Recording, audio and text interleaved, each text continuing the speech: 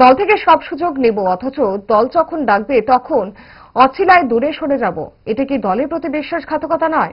আক্ষেপের সুরও শোনা গেল রাজ্য বিধানসভার অধ্যক্ষ বিশ্ববন্ধু সেনের গলায়। আজ ধর্মনগরে দলীয় কর্মসূচিতে অংশ নিয়ে এভাবেই নিজেদের বিবেকের কাছে কৈফিয়ত দেওয়ার আহ্বান জানালেন তিনি। শুনুন কি বলছেন অধ্যক্ষ। পার্টি থেকে যদি এত জিনিস পাই, শ্রদ্ধা, সম্মান, ভালোবাসা, উন্নয়ন, রোজগার, নিরাপত্তা, স্থায়িত্ব, পার্টিকে আমি কি দেবো? পার্টি যখন আমাকে